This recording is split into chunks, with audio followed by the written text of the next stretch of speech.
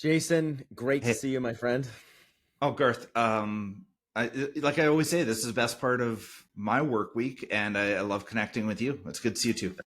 That's high praise because you have been busy. You've been to a lot of different places, and you are doing a lot of amazing things there at Rundle.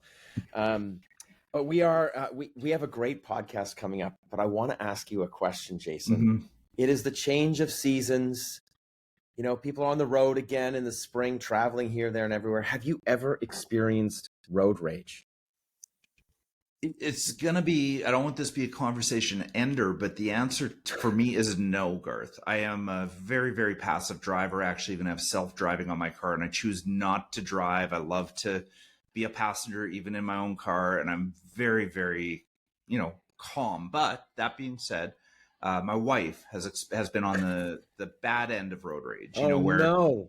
she ended Oh up in a, no! a slow speed chase with somebody pulling over and waving her fist and her calling the police. And I just remember how traumatizing that was for her in that moment, because we were on the phone and hearing her voice and knowing that that was going on, but also on a go forward basis. It was a really, really ugly scenario. And I'm sorry that that happened to her, and I'm sorry it happens to other people. Well, I'm sorry that happened to her too. Yeah, That's awful. Awful. That's awful. Our guest on this podcast can help us understand why that happens. hmm It's pretty incredible. And the reason I asked Jason is because the book, it's called Outraged. It's by Kurt Gray. If you're on Spotify and watching this, like you can't miss this title, this book cover. It's bright orange, huge exclamation mark. Outraged: Why We Fight About Morality and Politics and How to Find Common Ground. Listen, the author, Kurt Gray, amazing guest. He starts the book talking about road rage.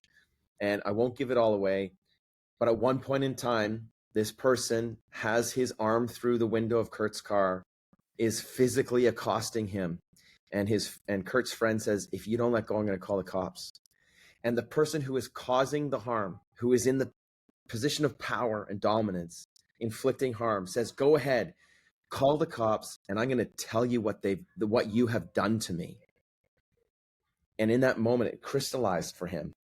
How can someone in a position of power who is physically harming somebody else still feel like they are the victim of harm? This book is wide ranging. It's built on research. He's Canadian, but he works down at UNC Chapel Hill, and he's given us about 25 minutes of his time. It's worth every second. So listeners, we hope you enjoy. Enjoy this show. Lassoing leadership, sharp and true. Beard's Book Club got wisdom for you. Turn the pages, let the stories flow. Unpacking lessons as we grow. Welcome back to Lassoing Leadership. I'm one of your hosts, Jason Rogers. And I'm the other host, Garth Nichols, and we're really excited for this podcast today, Jason. Can't wait. Garth, we've been talking about this for a long time. If you've been listening to the podcast, you know the title of this book and you know the author, and you probably know a bunch of the work. But for those of you who may have missed those breadcrumbs up to this incredible podcast opportunity, Garth, why don't you let our listeners in on who we're talking to today? Yeah, we're talking to the author of Outraged. It's a book I picked up a while ago. I've already spoken about it on this podcast, but we're thrilled to have Kurt Gray, the author, here with us. Kurt is a professor in psychology and neuroscience at University of North Carolina, but is moving to Ohio State, where at North Carolina, he directed the Deepest Beliefs Lab and the Center for the Science of Moral Understanding. He's been featured in New York Times, The Economist, Scientific American, Wired. He's been on podcasts like Hidden Brain, TEDx events. He's also the co-author of a couple of books, The Mind Club, Who Thinks, What Feels, and Why It Matters. And I read this book. I was so thrilled with it that I actually just reached out to him, a bit of a cold call, and he answered. So, Kurt, welcome to the podcast. Can you give us a bit of an update of who you are and sort of where you work? Sure. So, as you said, I'm a professor of psychology and neuroscience, and my work is really all about studying, as you said, people's deepest beliefs. So the things that we feel most passionate about, that we're willing to fight for, live for, die for, are ultimately invisible. right? Things like religion and morality and ethics, right? Like these are the things that we can really disagree about too. And so I got into this to study kind of how people understand what, the deepest things in their lives are, and about how we understand what other people think too. And it's hard, no matter who you are, leading, right? Even in relationships, to really understand what someone else is thinking and whether someone's a good person or not. And so that's what really drives this research, right? This kind of bridge between one mind and another, one person and another. Now, Kurt, if you were to, sorry, Garth, but Kurt, if you were to, jump into an elevator with somebody and do the elevator pitch for this book for somebody who's net new to it, what would you tell them it's about? I would say it's about why we're so angry today, right? We're outraged. And the reason that people think we're so angry is that they think the other side is evil or stupid, right? And that the other side, if they're evil, is bent on destroying the country or their way of life. But the book hinges on a really important premise, which is that, this assumption that the other side is motivated to destroy is totally wrong. Instead, everybody, even folks who vote differently than you, are motivated by the desire to protect themselves, protect their families, their societies, their workplaces, their institutions. And so when you understand this, right, it changes how we interact with them, right? We don't any longer have to say like, they belong in a prison, they belong somewhere far away. Now we can understand them as human beings and think, well, what harms do they see and who are they trying to protect? And that changes our political interactions, right? It turns everything on its head. In the book, you suggest that our moral judgments are deeply rooted in perceptions of harm. So as leaders, Kurt, how can leaders leverage this understanding so that we can build teams, environments where we have the ability to have diverse moral perspectives and coexist without escalating into conflict? Yeah, it's a great question. And it's hard, right? Because we hold so deeply the harms that we see, right? If you think that, someone's doing something that's going to be harmful to your job, right? You get this really strong gut reaction that like that needs to be stopped. But maybe else someone sees it completely opposite. And so the way I think as a leader you need to deal with this is to really acknowledge the harms that people see first before trying to navigate that zone of disagreement, right? People need to feel seen and feel heard when it comes to the threats that they're facing, right? If you say, well, that's not a real threat, right? That's not really harmful. Like, you're seeing the world wrong is a phrase that no one wants to hear, right? It makes them really angry, right? And so acknowledging how they see the world first before trying to kind of bridge that gap between one person's perceptions and another. Mm-hmm. The part that the one piece about your book that absolutely makes this a compelling read is your research that you provide throughout. And I'm just gonna pull a couple of pieces out. Maybe you can speak to it about harm and morality. You write, if people feel that an act is somewhat harmful, they will condemn it as somewhat immoral. And it shapes the way that, as you said earlier, it shapes the way we see the world. And so sometimes we have people saying, no, the fact is this, or I'm just listing the facts. But you write, objective facts pale against the vividness of our emotional gut reactions. So we've got harm, we've got facts, we've got morality, and now we've got gut reactions. Can you talk a little bit more about how to navigate those four elements that exist? Sure. And so I think we often think that morality is some kind of, in the clouds, kind of like you have to be a thoughtful philosopher to really understand morality. But a lot of psychological research shows that our sense of right and wrong is really in our gut, right? If you see someone doing something bad, like, I don't know, kicking a dog, right? You're not thinking, I wonder if I should condemn that. And like, what rights do sentient animals have in this planet? No, you think, oh my goodness, what a monster who's doing that, right? It's this gut reaction. And so all our morals are ultimately about that, this gut reaction. And they're all based on this really deep sense of what we think is harmful, right? If you think that undocumented immigrants are hurting the economy, well, then you get a reaction in your body that that's harmful. But if you think that, not letting immigrants in the country, if that's harmful, well, then you get a gut reaction that that's immoral, right? Stopping them. And so now you've got these competing gut reactions over the same issue, and it makes it hard to have a conversation, especially, right, when you throw facts at each other. You're like, I heard this thing on the news, right? And so it makes the whole point of morality is it's not really about facts in the way that, like, what's the best car to buy, or like what blender should you get, or what your mortgage rate is, right? Morality is entirely different. It's about gut feelings.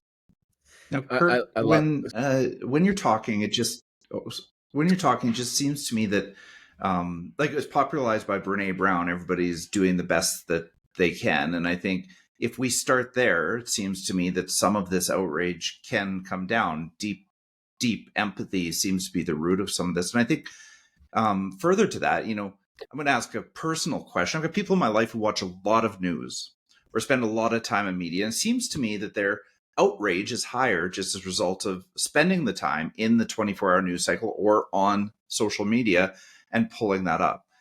Now, if I was speaking to somebody in my life, say, let's just pretend it's my dad, what advice would you give to him to, bring down that outrage with how he's being impacted by the news cycle or by media? Because I think you point to that as something that, catalyzes or accelerates outrage. Certainly. And, the news cycle and social media are really good at inciting moral panic, right? Because they know that's what sells ads. They know that's what creates clicks and, drives our attention. And so folks who do watch the news, and folks who especially are on social media, right, they feel more outraged. They feel more panicked, right? We even have some work shows that they have kind of above clinical thresholds of PTSD sometimes, just from being on Twitter, right? And that's not a great place to be. But I think we need to ask the question maybe a little bit differently. I mean, you could tell your dad, hey, Dad, put down the remote, go outside, stop, doom scrolling. But he might be like, no, right? I'm your dad. I do what I want. He would be. Yes, exactly. Yeah. And so I think if you want to reach folks who are caught up in this outrage, I think the trick is changing your behavior, which is trying to listen and connect with him, right? Ask him questions about the harms that he fears and move it away from the talking points that he hears on the media into his own personal experiences. And now you can imagine a conversation with your dad. You're like talking about how he grew up, right? And those experiences that formed his beliefs. And so you're pulling him away from the media, but not by pushing him, but instead by pulling him towards more productive, more personal conversations. And then you can understand each other better. And that can lead to kind of like depolarization. But I think telling him like, Dad, you're doing it all wrong, is maybe not the best place to start. Storytelling is a huge part of your book, Kurt, and I really appreciate how you set the book up to talk about why storytelling is important, how to draw people into their own narratives of their truths and harm and morality, but also our own. So I'm going to go back to the book. You write, facts fail to foster respect in political discussions because our moral beliefs are based on intuitions of harm, not objective evidence. Our moral convictions are founded not on statistics, but on feelings of threat. Of course, facts remain essential, you write, for a functioning society and for making good political policies. But to initially connect with people, access moral divides, we need something that appears less objectively true and more morally true. And you write, we need stories of suffering. Can you tell us more about that? Sure. And I can maybe start with the science a little bit. Right. When we ask people, what do you think the best way is to bridge divides, to have a respectful conversation with a political opponent? They'll say, give me the facts. And so we set up studies and we're saying, okay, here are the facts from the other side. And then people say, well, not those facts, right? Those are not the right facts. Those are not facts.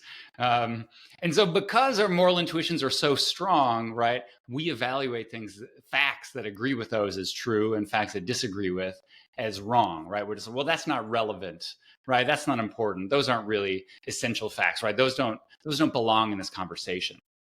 And so instead, when you want to connect across divides, right? You make it personal, right? You tell your own stories because those seem truer, right? They're not just some statistic you heard online. It's something that actually happened to you. And now people see the truth in that lived experience.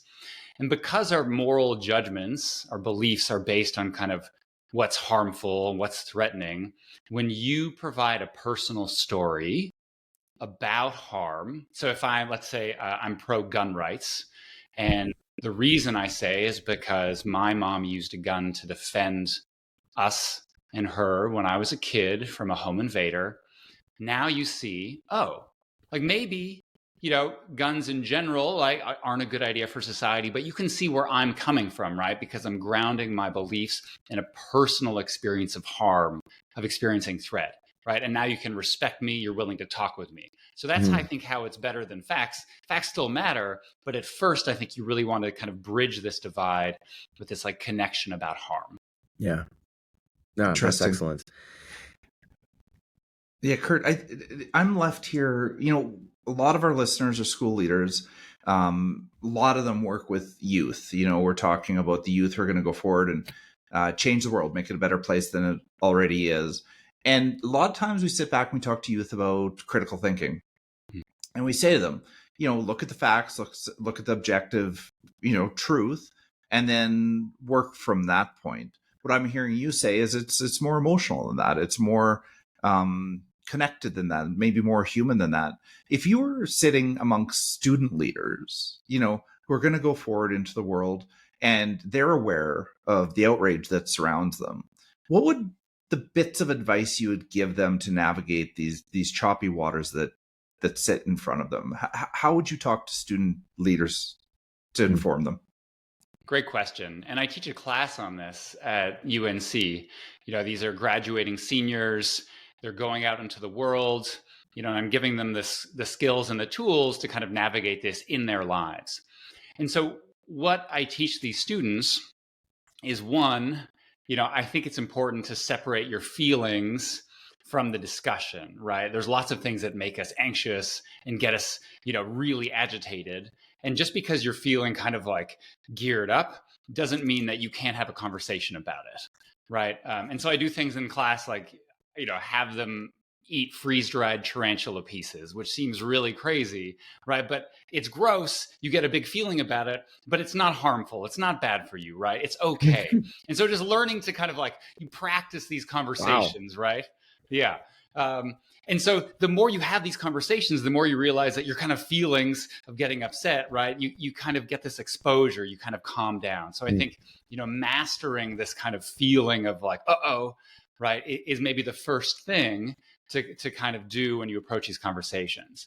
But I think more broadly, maybe the thing that's really useful is to have a little bit of moral humility, which is understanding that even if you feel very strong in your convictions, and you should, right? We all are motivated by our values and our beliefs. You can kind of think, there's maybe 1% out of the 100%, just a little bit, that I might be able to learn from someone else. And the way to do that is by asking questions. And so this is not in the book, but I took an Uber ride a little while ago, and I got in the car, and the guy said, well, what do you do? And I said, I'm a professor. What do you teach? Morality and politics. And the guy's basically, all right, here we go, right? He says, I'm a Christian nationalist, but not the typical kind. And I could have been bristling, right, and say, that's crazy, right? Like, I don't think the nation should be a Christian nation. But I was interested, and I knew that if I wanted to understand him, I had to understand him by asking questions and kind of meet someone where they're at, right? And so I say, well, I've never met a Christian nationalist, let alone an atypical one. Can you tell me what you believe? And so for 20 minutes, we talked about what he thinks about the government, his family, the church, this capitalism, all sorts of big questions, and I listened, and I didn't say you view the world wrong. Like, oh, that's interesting. I see where you're coming from. Okay. And then as we were driving up to the airport, we started talking about abortion, hot button issue. And quite the Uber ride, Kurt. I know, it's intense. Well, when you study this thing, you jump in, feet first. And then as we're driving up, he says, well, anyone who is pro-choice is basically like the Gestapo, the guards at the Nazi death camps. And, I teach how to have these conversations in class. And I say, hold up, right? If we're having a good faith, civil conversation about these moral issues, you can't compare half the country to the Nazis, right? This is not acceptable, right? You got to set ground rules for these conversations. And I was kind of invoking these ground rules that I would have in my class. And what he did was something that people never do in these conversations, which is he said, I'm sorry, right? I apologize. He said, I didn't really mean it, but what I meant was like, if you don't respect the sanctity of life and abortion, then there might be other cases, you don't respect the sanctity of life. It's a slippery slope argument. It's like a valid philosophical argument, right? And I said, well, I appreciate that. And I appreciate you apologizing, right? And then we pull up to the airport, and it was clear that, I respected him as being, concerned about his family more. And he respected me and other liberal academics, right, who are probably more pro-choice than the folks he knew, for being reasonable and responsible, right? So I think I didn't try to persuade him, but I thought, I ended up persuading him anyways about kind of our common humanity by asking questions and giving him the benefit of the doubt. So I think that's a useful thing to do. Ask questions and meet someone where they're at least initially. I want to bring a couple of pieces of the book to light here. One is that there's a rule about that you mentioned about the Nazis or Hitler in a conversation. Yeah. Can you just remind me of that? I was looking for it. I can't find it. It's called Godwin's law. And That's it's it. not a real law, but it says when you're having a conversation about politics on the internet, the longer the conversation goes, the chance that someone invokes Hitler or the Nazis, reaches 100%, basically. It takes nothing for someone to call someone else a Nazi or Hitler. Yeah. And so this book, listeners, this book is full of great little tidbits like that. It's also full of your stories, Kurt. And you talk a lot about yourself and your own experiences. You write towards the end of the book, you write that this is the paradox of being vulnerable. What is best at bridging divides, i.e.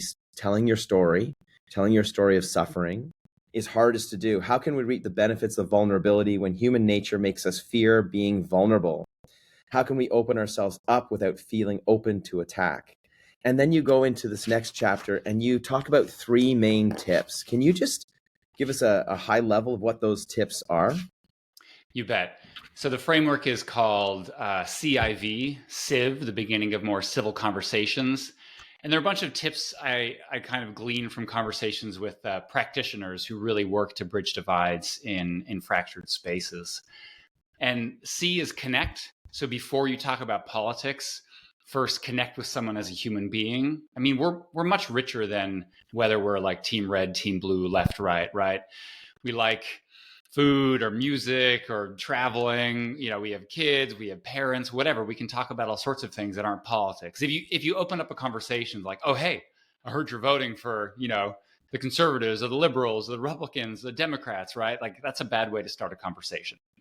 And so the way to connect is to ask a lot of questions, maybe deeper questions than you thought, right? So we often, when we meet someone, they're like, oh, that weather, hey, it's like pretty sweaty out there. And like, oh my goodness, how many times can you talk about the weather, right?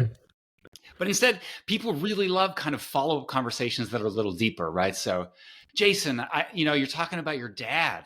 And like, when's the last time, you really had a good laugh with him? Or, when as a kid, did it make you feel loved? Like those are, pretty intense questions. And it might seem a little awkward, but it turns out people really want the chance to connect, right? And to talk about something more than the weather. And then once you've connected, right, by asking questions, then you can invite. And so, with your dad, Jason, you could, if you want to be like, who'd you vote for? And justify it, right? That's not an invitation, right? But if you want to be like, hey, Garth, I know the election's coming up, or, and I'm just curious about what you're thinking. And, maybe now's not the right time. Might be later, but if you would love to explain your thoughts, on the election, I would love to hear them, right? So that's an invitation, and it's really foregrounding my desire, my intention to understand you and not persuade, right? And that's super important, like this desire for understanding. Like with the Uber driver, right? I'm inviting him to share his beliefs and I'm trying to understand it. And then the V, connect, invite, V, validate, is for validation, right? If someone shares your views, like this Uber driver, right? I'm not going to say, oh my goodness, that's stupid, right? Or what about this other thing? Everyone loves like, what about, right? I'm going to say, oh, thanks for sharing. It must be hard for you to share, especially when so many people, disagree with you today. I appreciate you putting that into words. It doesn't mean that I agree with them, right? And I think this is really useful for young leaders as well, right? To take a pause. And we're so used to sharing our own personal experience, right? But just take a pause and say, I really appreciate you sharing that. I think I see where you're coming from. Is this what you meant? Right? You could reframe it, rephrase it, and they say, yeah, great. And then you can kind of introduce your view and do the kind of typical, like, let's, debate about policy or whatever, right? But you need that initial step to really set us off on the right foot. Yeah, connect, Kurt, invite, and validate. These are the three main tips. That's it's right. something I think that we have, as leaders, can relate to. It's something that we've talked about on this podcast before. I think what makes this book absolute gold is that by the time you get to these three tips, Kurt has come through the research, the stories, and so now this concept of connecting means something new and different. It does for me, and especially the concept of validation, where the goal is to understand, not persuade, right? And you're not trying to win a conversation. You're trying to understand. And I really appreciate that. Go ahead, Jason. Well, I was going to say, the next time I'll laugh with my father will likely when we're listening to this podcast, be my guess. I hope we laugh about it. He's turned into a main character. So as we think about main characters in our lives, obviously we started this journey with Ted Lasso. And, as we bring experts into it, we just wonder, I know you've got a little bit of background, Ted Lasso, and obviously enough to answer this question, I think. But do you think Ted Lasso is a good leader? That's, what we're trying to get to the heart of in some of these conversations. Or was he not? We're not sure ourselves. We're just looking to be persuaded one way or another. I mean, I think in terms of trying to understand, he absolutely is a good leader in that way, right? You've got a team of players, right? And you want to understand their motivation, right? I think being a leader is understanding, like, well, what motivates someone? What do people really care about? Maybe it's about protecting themselves, protecting their ego, or protecting their job, right? And kind of meeting people where they're at, right? I think that's what he does a great job at. Not trying to say like, this is, you need to be someone different, but like, who are you as a person? Meet someone where they're at, and then try to shape their behavior, right? So, I think understanding people doesn't mean being complacent with who they are, right? A leader should inspire and should motivate and should shape and change, but you still have to figure out where people are starting before you can figure out where they should go to. And I think, and the natural follow-up to this, Kurt, is who's your favorite character on the show? I like Jamie, the kind of Jamie Tart. Yeah, exactly. Star player who comes off as just such a jerk. But I think, I think it's a great example of what's in the book as well, right? Because he seems like so not evil in a sense, but like really not a great guy. But then you understand where he's coming from. You understand his motivations. You understand where he's at. And then you can see him more as a human being. And I know like the plot arcs that way as well, right? And so I think it's a great example, right? Your neighbor, they may seem like a jerk.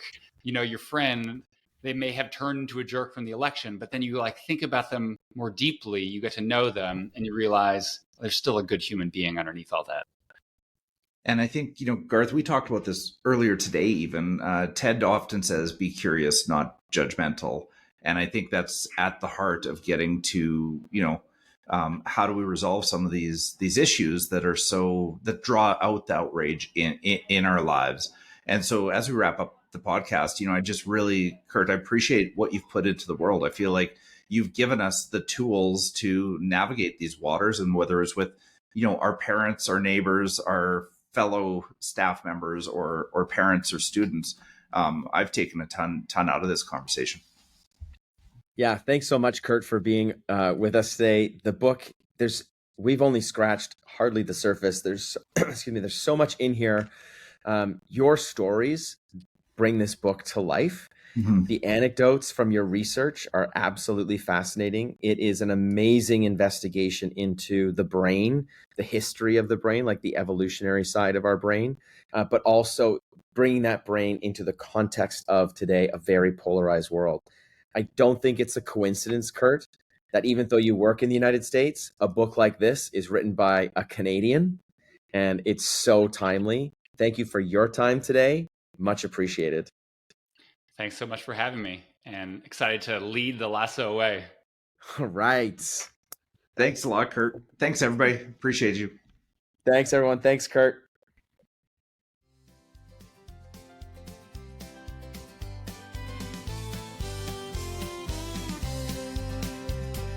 Grab your coffee, grab your seat.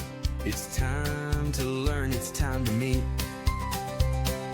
Garth and Jason setting the tone. Leadership lessons to take back home. Lassoing leadership sharp and true.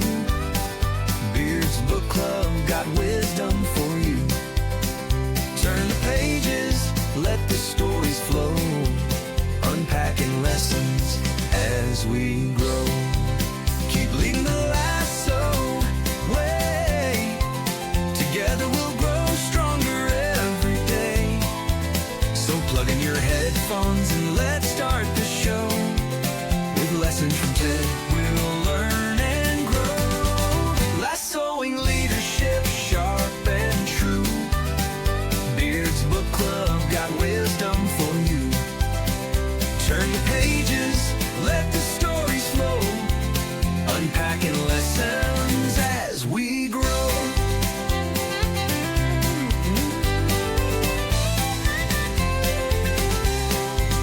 Keep leading the lasso way.